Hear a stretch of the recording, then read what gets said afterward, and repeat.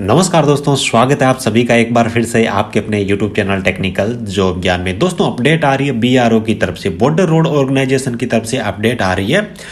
यहाँ पे दोस्तों BRO की तरफ से 2022 में अगस्त के आसपास में एक नोटिफिकेशन जारी किया था। नोटिफिकेशन नंबर थे 03/2022। इस नोटिफिकेशन से जुड़ी हुई दोनों अपडेट है। पहली अपडेट तो ये है कि काफी सारी जो पोस्टें थी इस नोटिफिकेशन की, उनमें जो एलिजिबल बच्चे हैं रिटन एग्जाम के लिए, उनकी लिस्ट इन्होंने आउट कर दी है। एग्जाम कहाँ पे होने वाला है, कब होने वाला है और रिटन एग्जाम के लिए कौन सी कैटेगरी की किस पोस्ट के लिए कितनी कितनी कट ऑफ रही है, वो चीज इन्होंने बता दी है। तो उसके बारे में पर बात करने वाले। दूसरी चीज, इन्होंने एक नया नोटिफिकेशन जारी किया है इलेक्ट्रीशियन की पोस्ट के लिए, जिसमें आईटी वाले बच्चे आवेदन करेंगे। तो दोनों ही चीजों के बारे में डिटेल में बात करने वाले हैं।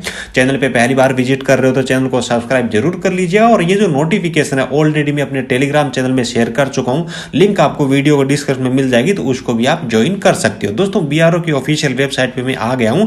उसके बाद व्हाट्स न्यू का एक ऑप्शन आपको दिखाई दे रहा है, तो इस ऑप्शन में आपको आ जाना है। सबसे पहले आप देखोगे list of eligible candidate for the post of welder for appearing in written examination schedule on 28 February 2023। ठीक है, तो इस लिस्ट पे मैं यहाँ पे मैं क्लिक करता हूं तो इनकी जो लिस्ट है वो यहाँ पे अपने सामने ओपन हो जाएगी। वेल्डर ट्रेड वाले जो बच्चे एलिजिबल है एग्जाम के लिए, उनकी इन्होंने लिस्ट जारी कर रखी है। ठीक है, तो ये कंप्लीट इन्होंने लिस्ट दे रखी है। टोटल 407 बच्चे वेल्डर के जिनको रिटन एग्जाम के लिए इन्होंने एलिजिबल माना। इन्होंने 28 फरवरी को इनका एग्जाम होने वाला है। आपकी रिपोर्टिंग टाइम मॉर्निंग में 8 बजे की है।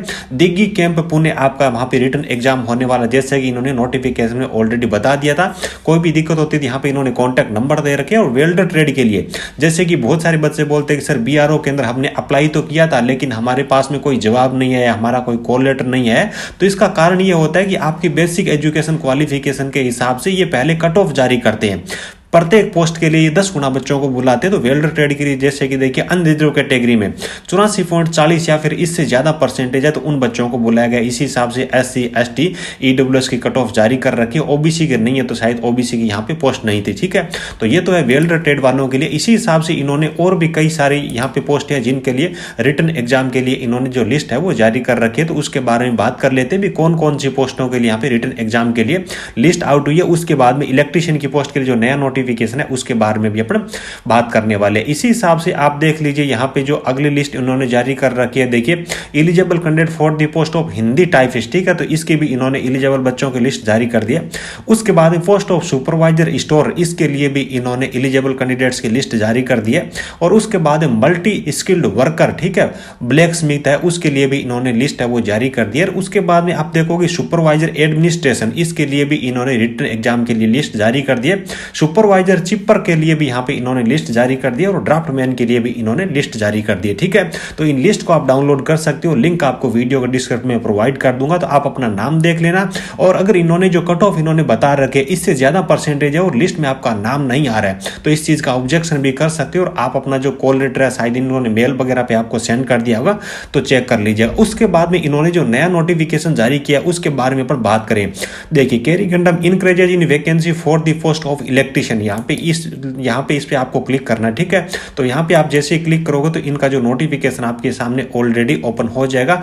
थोड़ा सा मैं इसको बड़ा करने के लिए यहाँ से इसको दोबारा से मैं एक बार चेक कर लेता हूँ। ठीक है, तो आप देख लीजिए यहाँ पे इन्होंने नए नोटिफिकेशन के बारे में बता रखा है। Increase in number of vacancies for the post of electrician, यानी कि ये जो नोटिफिकेशन था नोटिफिकेशन नंबर 03/2022, इनमें इलेक्ट्रीशियन की जो पोस्ट थी उसकी जो पोस्ट है उनको बढ़ाया गया है। ठीक है, और आगे इन्होंने नए आवेदन भी मांगे, उनके लिए भी अपन बात करेंगे। जैसे कि मैंने आपको बताया नोटिफिकेशन था इनका 13 से 19 अगस्त को इन्होंने जारी कर रखा था 2022 में। उस वैकेंसी की यहाँ पे बात हो रही है। पहले वैकेंसी कितनी थी, देखिए पोस्ट और ट्रेड नेम आप देखोगे इलेक्ट्रीशियन, अनरिजर्व कैटेगरी की पिछली बार वैकेंसी नहीं थी। Total number of vacancy BRO में इस नोटिफिकेशन में जब पहले नोटिफिकेशन आया था तब 30 वैकेंसी। अब इन्होंने बोला भी इसकी जगह आपको ये चीज रीड करनी है, यानी कि जो इलेक्ट्रीशियन की पोस्ट है उसमें अब अनरिजर्व कैटेगरी की भी इन्होंने 17 पोस्टिंग प्रोवाइड कर दी है। पहले 80 की 7 थी, अब 19 कर दिया। इसी हिसाब से सभी कैटेगरी की नंबर ऑफ वैकेंसी को बढ़ा दिया। जैसे कि OBC की पहले 16 थी, अभी 37 कर दिया। टोटल वैकेंसी पहले 30 थी, अभी आपकी 91 वैकेंसी इन्होंने कर दी है। अब देखिए वैकेंसी जैसे इन्होंने बढ़ाया तो नए आवेदन भी मांग रखे। पहले अनरिजर्व कैटेगरी में कोई सीट नहीं थी तो बहुत सारे अनरिजर्व कैटेगरी के बच्चों ने तो अप्लाई ही नहीं किया, ठीक है। तो अब इन्होंने क्या किया, अभी application are invited for unreserve category for the post of electrician, applications for all other categories already received, last date of receipt of application for all region will be 30 days from the date of publication of this corrigendum in on BRO website. यानी कि unreserved category की ये जो vacancy है इसके लिए इन्होंने दोबारा आवेदन मांग रखे हैं, तो अभी आप 30 दिनों तक दोबारा से इसके लिए आप आवेदन कर सकते हो। लेकिन एक चीज ध्यान रखना, ऐसा नहीं कि केवल अनरिजर्व कैटेगरी वाले ही आवेदन करेंगे, अनरिजर्व की जो पोस्टें हैं ना उनके लिए इन्होंने आवेदन मांग रखे हैं। तो जो SC ST OBC के बच्चे हैं जिन्होंने पहले आवेदन नहीं किया तो वो अनरिजर्व कैटेगरी के लिए अभी आवेदन कर सकते हैं, लेकिन ये जो पोस्ट है इनके लिए आपका जो एप्लीकेशन फॉर्म होगा उसको कंसीडर नहीं किया जाएगा, ठीक है।